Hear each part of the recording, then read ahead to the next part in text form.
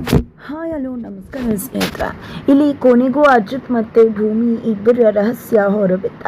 ಇಲ್ಲಿ ಭೂಮಿಯ ಒಂದು ವ್ರತವನ್ನು ಹಾಳು ಮಾಡಬೇಕು ಅಂತ ಅಂದ್ಕೊಂಡಿದ್ದಂತಹ ದೇವ್ಯಾನಿ ಅಶ್ವಿನಿ ಅಪ್ಪುವಿನ ಪ್ಲಾನ್ ವರ್ಕೌಟ್ ಆಯಿತಾ, ಫ್ಲಾಪ್ ಆಯಿತಾ, ಏನಾಯಿತು, ಏನು ಕತೆ, ಇದು ಎಲ್ಲವನ್ನ ಕೂಡ ತಿಳ್ಕೊಬೇಕು ಅಂದರೆ ಈಗಲೇ ನಿಮ್ಮ ಈ ಚಾನಲ್ನ ಸಬ್ಸ್ಕ್ರೈಬ್ ಮಾಡಿ, ಹಾಗೆ ಒಂದು ವಿಡಿಯೋವನ್ನು ಪೂರ್ತಿಯಾಗಿ ನೋಡೋದನ್ನು ಯಾವುದೇ ಕಾರಣಕ್ಕೂ ಕೂಡ ಮರಿಬೇಡಿ. ವರಮಹಾಲಕ್ಷ್ಮಿ ಹಬ್ಬ ಇದೆ, ಅದಕ್ಕೋಸ್ಕರನೇ ಇಲ್ಲಿ ಅತ್ತೆ ಭೂಮಿನ ಸೇರಿಸ್ಕೊಂಡು ವರಮಹಾಲಕ್ಷ್ಮಿ ಹಬ್ಬಕ್ಕೆ ಇಡೀ ಮನೇನ ಡೆಕೋರೇಟ್ ಮಾಡ್ತಿದ್ದಾರೆ, ಇಡೀ ಮನೇನ ಅಚ್ಚುಕಟ್ಟುಗೊಳಿಸ್ತಿದ್ದಾರೆ. ಇದರಲ್ಲಿ ಯಾರೇ ಏನೇ ಬಂದು ಮಾಡಿದ್ರು ಕೂಡ ಒಪ್ಪದೆ ತನ್ನ ಸೊಸೆನೇ ನನ್ನ ಜೊತೆ ಮಾಡಬೇಕು ಅಂತ ಹೇಳಿ ಸೊಸೆ ಜೊತೆ ಸೇರಿಕೊಂಡು ಸೊಸೆನ ಸೇರಿಸ್ಕೊಂಡು ಎಲ್ಲವನ್ನ ಕೂಡ ಸಿದ್ಧತೆ ಮಾಡ್ತಾರೆ. ಕೊನೆಗೂ ಇಲ್ಲಿ ಹಬ್ಬದ ಸಂಭ್ರಮ ಎಲ್ಲೇ ಮೀರಿದೆ ಅಂತಾನೆ ಹೇಳ್ಬೋದು. ಯಾಕಂದರೆ ಎಲ್ಲರೂ ಕೂಡ ಮನೆಯವರೆಲ್ಲ ಮುದ್ದಾಗಿ ರೆಡಿಯಾಗಿದ್ದಾರೆ. ಮನೆಯವರೆಲ್ಲ ಮುದ್ದಾಗಿ ರೆಡಿಯಾಗೋದ್ರ ಜೊತೆಗೆ ವರಮಹಾಲಕ್ಷ್ಮಿ ದೇವಿಯನ್ನು ಕೂಡ ಕೂರಿಸಿದ್ದಾರೆ. ಪೂಜೆಗೆ ಎಲ್ಲ ರೀತಿಯಲ್ಲೂ ಕೂಡ ಅಣಿಗೊಳಿಸಿದ್ದಾರೆ. ಇಷ್ಟು ದಿನ ಸಿಂಪಲ್ಲಾಗಿ ಪೂಜೆ ಆಗ್ತಾ ಇತ್ತು. ಆದರೆ ಇನ್ನು ಮುಂದೆ ನನ್ನ ಸೊಸೆ ಬಂದಿದ್ದಾಳೆ, ಅವಳು ಅಚ್ಚುಕಟ್ಟಾಗಿ ವ್ರತ ಮಾಡಿ ಪೂಜೆನ ನೆರವೇರಿಸ್ಕೊಂಡು ಹೋಗ್ತಾಳೆ ಅಂತ ಹೇಳಿ ಸಂಗೀತವರು ದೇವರ ಮುಂದೆ ತಮ್ಮ ಒಂದು ಮಾತನ್ನ ಹೇಳ್ತಾರೆ. ಇದರ ಜೊತೆಗೆ ತನ್ನ ಸೊಸೆನೇ ಈ ಒಂದು ಪೂಜೆಯನ್ನು ಮಾಡಬೇಕು ಅಂತ ನಿರ್ಧಾರವನ್ನು ಮಾಡ್ತಾರೆ. ಅದರ ನಡುವೆ ಅಜ್ಜಿ ಬರ್ತಾರೆ. ನಮ್ಮ ಮನೇಲಿ ಪೂಜೆ ಯಾವಾಗಲೂ ಕೂಡ ಸಿಂಪಲ್ಲಾಗಿ ಆಗೋದಲ್ವಾ, ಶಾರದಾ ಇದ್ದಂಗೆ ಮಾಡ್ತಿದ್ರು, ಈಗ ಸಿಂಪಲ್ಲಾಗಿ ಪೂಜೆ ನಡೆಯೋದಲ್ವಾ, ಪೂಜೆ ಮಾಡಿಬಿಡು ಅಂತ. ಇಲ್ಲ ಅಮ್ಮ, ನಾನು ದೇವ್ರ ಹತ್ರ ಸಂಕಲ್ಪ ಮಾಡಿದ್ದೀನಿ, ನನ್ನ ಸೊಸೆ ಬಂದಿದ್ದಾಳೆ, ಹಾಗಾಗಿ ನನ್ನ ಸೊಸೆ ಭೂಮಿನೇ ಈ ಒಂದು ಪೂಜೆಯನ್ನು ಮಾಡ್ತಾಳೆ, ಈ ಮನೆ ಸೊಸೆ ಅಂದರೆ ಅಲ್ವಾ ಈ ಪೂಜೆಯನ್ನು ಮಾಡಬೇಕಾಗಿರೋದು ಅಂತ ಸಂಗೀತವರು ಹೇಳಿದಾಗ ಇಲ್ಲ, ಯಾವುದೇ ಕಾರಣಕ್ಕೂ ಭೂಮಿ ಪೂಜೆಯನ್ನು ಮಾಡೋ ಹಾಗೆ ಇಲ್ಲ ಅಂತ ಹೇಳಿ ಅಜ್ಜಿ ಹೇಳ್ತಾರೆ. ಆದರೆ ಇಲ್ಲಿ ಸಂಗೀತವರು ಇಲ್ಲ, ನನ್ನ ಸೊಸೆ ಪೂಜೆಯನ್ನು ಮಾಡಲೇಬೇಕು ಅಂತ ಹಠಕ್ಕೆ ಬೀಳ್ತಾರೆ. ಇಲ್ಲಾಂದರೆ ನಾನು ಉಪವಾಸ ಮಾಡ್ತೀನಿ ಅಂತ ಉಪವಾಸ ಕೂಡ ಮಾಡ್ತಾರೆ.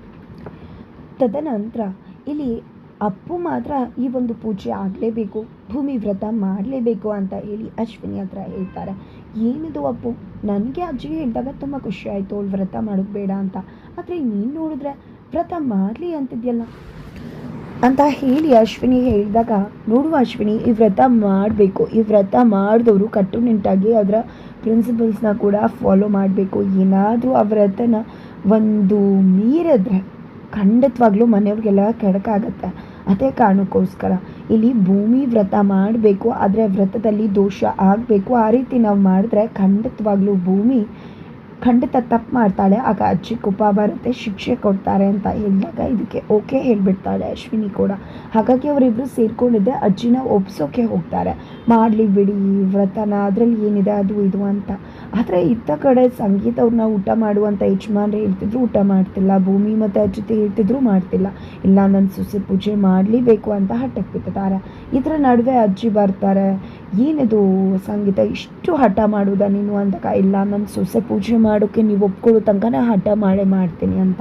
ಸರಿ ಆಯಿತು, ಪೂಜೆ ಮಾಡಲಿ ಅಂದ ತಕ್ಷಣ ಎಲ್ರಿಗೂ ಕೂಡ ಖುಷಿ ಆಗುತ್ತೆ. ಅಂದರೆ ಅಶ್ವಿನಿ ಮತ್ತು ದೇವ್ಯಾನಿ ಅಪ್ಪುಗೆ ಖುಷಿ ಆಗುತ್ತೆ, ಯಾಕಂದರೆ ಅವ್ರ ಪ್ಲ್ಯಾನ್ ಬೇರೆ ಇದೆ. ಬಟ್ ಇಲ್ಲಿ ಅಜಿತ್ ಮತ್ತು ಭೂಮಿಗೆ ಏನಿದು, ಈ ವರ್ಷ ವ್ರತ ಮಾಡಿದ್ರೆ ಮುಂದೆನೂ ಕೂಡ ವ್ರತ ಮಾಡಬೇಕಾಗುತ್ತೆ, 8 ತಿಂಗಳಷ್ಟೇ ಇರೋದು ಅನ್ನೋ ಆಲೋಚನೆ. ಈ ಕಡೆ ಸಂಗೀತ ಅವರಂತೂ ಫುಲ್ ಖುಷಿ ಪಟ್ಬಿಡ್ತಾರೆ. ಕೊನೆಗೂ ಅಮ್ಮ ಒಪ್ಕೊಂಡೆಲ್ಲ, ತುಂಬ ಥ್ಯಾಂಕ್ಸ್ ಅಂತ. ಭೂಮಿ ನೀನು ವ್ರತ ಮಾಡು ಆಯಿತಾ ಅಂತ ಹೇಳಿದಾಗ, 1 ನಿಮಿಷ, ಅವಳು ವ್ರತ ಮಾಡಬೇಕು ಅಂದರೆ ಕಟ್ಟುನಿಟ್ಟಾಗಿ ಎಲ್ಲ ಪಾಲನೆ ಮಾಡಬೇಕು. ಏನಾದರೂ ಒಂದು ಚೂರು ಹೆಚ್ಚು ಕಡಿಮೆ ಆದರೂ ನಿಜವಾಗ್ಲೂ ಕುಲದೇವತೆಯ ಶಾಪ ಇಡೀ ಮನೆಗೆ ತಟ್ಟುತ್ತೆ. ಅವಳು ಏನಾದರೂ ಹೆಚ್ಚು ಕಡಿಮೆ ಮಾಡಿದ್ರೆ ಖಂಡಿತವಾಗ್ಲೂ ಅವಳು ಈ ಮನೆಯಿಂದ ಹೊರಗಡೆ ಹೋಗಬೇಕಾಗತ್ತೆ ಅಂತ ಅಜ್ಜಿ ಹೇಳಿಬಿಡ್ತಾರೆ. ಅಜ್ಜಿತಂತೂ ಯಾವುದೇ ಕಾರಣಕ್ಕೂ ಇದು ಬೇಡ, ಯಾವ್ದಾದ್ರು ಕಂಡೀಷನ್ ಹಾಕೋದು, ಇಂಥ ರೀತಿ ಹೇಳೋದು, ಮನೆಯಿಂದ ಆಚೆ ಕಳಿಸ್ತೀನಿ ಅಂತ ಬೇಡ, ಭೂಮಿ ವ್ರತನೇ ಮಾಡಲ್ಲ ಅಂದ್ಬಿಡ್ತಾರೆ. ಬಟ್ ಇಲ್ಲಿ ಸಂಗೀತವರು, ನೀನು ಸುಮ್ಮನಿರು ಅಜ್ಜಿತ, ಭೂಮಿ ವ್ರತ ಮಾಡ್ತಾಳೆ, ವ್ರತ ಮಾಡಮ್ಮ ಭೂಮಿ, ಯಾಕಂದರೆ ನೀನು ವ್ರತ ಮಾಡಿ ನೀನು ದೇವ್ರ ಹತ್ರ ಕೇಳ್ಕೊಂಡ್ರೆ ಖಂಡಿತ ದೇವರು ನಿನಗೆ ಒಳ್ಳೇದು ಮಾಡ್ತಾನೆ. ಜೊತೆಗೆ ನಿಮ್ಮ ಅಮ್ಮನ ವಿಷಯವಾಗಿ ನೀನು ವ್ರತ ಮಾಡು, ಖಂಡಿತ ಒಳ್ಳೇದಾಗತ್ತೆ, ನಿಮ್ಮಮ್ಮನ ಕೋರಿಕೆನ ನೆರವೇರಿಸ್ಕೊ, ನಿಮ್ಮಮ್ಮ ಹೊರಗಡೆ ಬರಬೇಕು ಅಂತ ಹೇಳಿದಾಗ, ಅಯ್ಯೋ ಈ ವ್ರತ ಮಾಡಬಾರ್ದು ಅಂದ್ಕೊಂಡಿದ್ದೆ, ಆದರೆ ಅಮ್ಮನಿಗೋಸ್ಕರ ಈ ವ್ರತ ಮಾಡ್ತೀನಿ ಅಂತ ಭೂಮಿ ಕೂಡ ಅನ್ಕೋತಾರೆ. ಬಾಯ್ಲೆ ಅಂತ ಹೇಳಿ ಸೀರೆ ಬಟ್ಟೆ ಎಲ್ಲವನ್ನ ಕೂಡ ಕೊಡ್ತಾರೆ ಇಲ್ಲಿ ಭೂಮಿಗೆ. ಇದರ ನಡುವೆ ಅಡುಗೆ ಮನೇಲಿ ಇರ್ತಾಳೆ ಭೂಮಿ. ಆಗ ಅಪ್ಪು ಕೂಡ ಇರ್ತಾರೆ. ಅಪ್ಪು, ನಾನು ನನ್ನ ಗಂಡನ ಮನೆಗೆ ಹೋದಾಗ ತುಂಬ ಚಿಕ್ಕವಳಾಗಿದೆ, ನೀನು ತುಂಬ ಚೆನ್ನಾಗಿ ವ್ರತ ಮಾಡು ಅಂತ ಹೇಳಿ ಇಲ್ಲಿ ಟೇಸ್ಟ್ ನೋಡು ಅಂತ ಹೇಳಿ ಟೇಸ್ಟ್ ಕೊಟ್ಟಾಗ ನೋಡೋಕೆ ಹೋಗ್ಬಿಡ್ತಾಳೆ ಭೂಮಿ ಅಷ್ಟರಲ್ಲಿ ಅಜಿತ್ ಬಂದು ಏನು ಮಾಡ್ತಿದ್ಯಾ, ವ್ರತ ಮಾಡೋರು ಏನು ಟೇಸ್ಟ್ ಮಾಡಬಾರ್ದು ಅಂತ ಗೊತ್ತಿಲ್ವಾ ನಿನಗೆ ಅಂತ ಹೇಳ್ತಾರೆ. ಏನಕ್ಕ ಟೇಸ್ಟ್ ಮಾಡಬೇಕು, ಕೊಡಿಲಿ ನಾನು ಮಾಡ್ತೀನಿ ಅಂದಾಗ ನೀನು ಕೇಳಿದ್ನ ನಾನು ಅಂತ ಅಪ್ಪು ಹೇಳ್ತಾರೆ. ನಂತರ ಹೆಂಡತಿಗೆ ಸೀರೆ ಬಟ್ಟೆ ಕೊಡ್ತಾರೆ. ನಂತರ ಭೂಮಿ ಹೋಗಿದ್ದೆ ಸೀರೆ ಬಟ್ಟೆ ತೊಗೊಂಡು ಹೋಗಿ ತುಂಬ ಮುದ್ದಾಗಿ ರೆಡಿ ಆಗಿದ್ದಾಳೆ. ಈ ಕಡೆ ಅಜಿತ್ ಅಂತೂ ಭೂಮಿನ ನೋಡಿದ್ದೆ ಕಳೆದು ಹೋಗಿದ್ದಾನೆ. ಎಷ್ಟು ಚೆಂದ ಕಾಣಿಸ್ತಿದ್ಯಾ, ನಿಜವಾಗ್ಲೂ ತುಂಬ ಚೆಂದ ಕಾಣಿಸ್ತಿದ್ಯಾ. ಇದೇ ರೀತಿಯಾಗಿ ಸಾಹಿತ್ಯ ಕೂಡ ಇದೇ ರೀತಿಯಾಗಿ ಸಾರಿ ಹುಟ್ಟಿದ್ಲು ಅಂದಾಗ, ಅಯ್ಯೋ ಸಾರಿ ಸಾಹೇಬ್ರೆ ನನಗೆ ಗೊತ್ತಾಗಲಿಲ್ಲ, ಈ ರೀತಿ ಉಟ್ಕೊಂಡ್ಬಿಟ್ಟೆ, ಹೋಗಿ ಬೇರೆ ಸೀರೆ ಬದಲಾಯಿಸ್ಕೊಂಡು ಬರ್ತೀನಿ ಅಂತ ಭೂಮಿ ಹೇಳ್ಬೇಕಾಗಿ ಏನೂ ಕೂಡ ಬೇಡ ಅಂತ ಹೇಳಿ ಅಜಿತ್ ಹೇಳ್ತಾರೆ. ಅತ್ತ ಕಡೆ ಸತ್ಯಣ್ಣ ಸ್ಯಾರಿನ ತಗೊಂಡು ಸಾಕ್ಷಿ ಮನೆಗೆ ಹೋಗಿದ್ದಾರೆ. ಸಾಕ್ಷಿ ತನ್ನ ಮನೆಯಿಂದ ಓಡ್ಕೊಂಡು ಬರ್ತಾರೆ. ಯಾಕೆದು ಹೊರಗಡೆಯಿಂದ ಬರ್ತಿದ್ದೀರಾ ಅಂತ ಸತ್ಯಣ್ಣ ಕೇಳಿದ್ದಕ್ಕೆ, ಅದು ಹೊರಗಡೆ ಹೋಗಿದ್ದೆ, ನೀವು ಬರ್ತಿದ್ರ ಅಂತ ಗೊತ್ತಾಯ್ತಲ್ಲ ಅದಕ್ಕೆ ಓಡ್ಕೊಂಡು ಬಂದೆ ಅಷ್ಟೇ ಅಂತ ಹೇಳಿ ಒಳಗಡೆ ಕೂರಿಸ್ತಾಳೆ. ನಂತರ ಈ ಒಂದು ಸಾರಿ ಇವತ್ತು ವರಮಹಾಲಕ್ಷ್ಮಿ ಹಬ್ಬ ಅಲ್ವಾ, ಅದಕ್ಕೆ ತೊಗೊಂಡು ಬಂದೆ ಅಂತ ಹೇಳಿ ಕೊಡ್ತಾರೆ. ಸರಿ ಆಯಿತು ಅಂತ ತೊಗೊಂಡು ಹೋಗ್ತಾರೆ. ಈ ಕಡೆ ಭೂಮಿ ಸತ್ಯಣ್ಣಂಗೆ ಕಾಲ್ ಮಾಡ್ತಾರೆ. ಸತ್ಯಣ್ಣ ಎಲ್ಲಿದ್ದೀರಾ ನೀವು, ಇವತ್ತು ನೀವು ನನಗೆ ಬಂದು ಬಾಗಿನ ಎಲ್ಲ ಉಡುಗೊರೆ ಕೊಡಬೇಕಲ್ವಾ ಅಂತಕ ನಾನು ಹೊರಗಡೆ ಇದ್ದೀನಿ, ಬರೋಕ್ಕಾಗಲ್ಲ ಅಂದ್ಬಿಡ್ತಾರೆ. ಏನಿದು ಸತ್ಯಣ್ಣ ಯಾಕಿಷ್ಟು ಬದಲಾಗೋದ್ರು, ನಾನೇನು ಸ್ವಂತ ತಂಗಿನ ಬಿಡು ನನ್ನ ಬಗ್ಗೆ ಯೋಚನೆ ಮಾಡೋದಕ್ಕೆ ಅಂತ ಭೂಮಿ ಅನ್ಕೋತಾರೆ. ನಂತರ ಇಲ್ಲಿ ಅಜಿತ್ ಮತ್ತು ಭೂಮಿ ಕೆಳಗಡೆ ಇಳಿದು ಬರ್ತಾರೆ. ಎಲ್ಲರೂ ಕೂಡ ಪೂಜೆಯಲ್ಲಿ ಇದ್ದಾರೆ, ಪುರೋಹಿತರು ಕೂಡ ಬಂದಿದ್ದಾರೆ. ಇಲ್ಲಿ ಭೂಮಿ ಮುಖಾಂತರ ಸಂಕಲ್ಪವನ್ನು ಮಾಡಿಸ್ತಿದ್ದಾರೆ, ಇವರೊಂದು ವ್ರತವನ್ನು ಮುಂದೆ ಭೂಮಿನೇ ಮಾಡ್ತಾಳೆ ಅಂತ. ಈ ರೀತಿಯಾಗಿ ಯಾವುದೇ ರೀತಿಲೂ ಕೂಡ ಅಪಚಾರ ಆಗದೆ ಭೂಮಿ ವ್ರತವನ್ನು ಮಾಡ್ತಿದ್ದಾಳೆ. ಹೀಗಾದರೂ ಮಾಡಬೇಕಲ್ಲ ಅಪಚಾರನ, ಪೂಜೆ ಮುಗ್ದೋಗ್ತದೆ ಅಂದ್ಕೊಂಡಾಗೆ ಭೂಮಿನ ನೆನೆಸ್ಕೊಂಡ್ರೆ ಬಿಕ್ಕಳಿಕೆ ಶುರುವಾಗುತ್ತೆ ಅಂತ ಅಂದ್ಕೊಂಡಂತ ಅಶ್ವಿನಿ ಭೂಮಿನ ನೆನೆಸ್ಕೋತಾಳೆ. ಈ ಕಡೆ ಅಪ್ಪು ಹೋಗಿ ನೀರು ತೊಗೊಂಡು ಬರ್ತಾಳೆ. ಬಿಕ್ಕಳಿಕೆ ಶುರುವಾಗುತ್ತೆ ಭೂಮಿಗೆ. ಅಷ್ಟರಲ್ಲಿ ನೀರು ಕೊಡೋಕೆ ಬರ್ತಿದ್ದಾಗೆ ಸಂಗೀತರು ನೀರು ಕುಡಿಬೇಡ ಭೂಮಿ ಅಂತ ಹೇಳ್ತಾರೆ. ಕೊನೆಗೂ ವ್ರತ ಅಚ್ಚುಕಟ್ಟಾಗಿ ಕಂಪ್ಲೀಟ್ ಆಗುತ್ತೆ.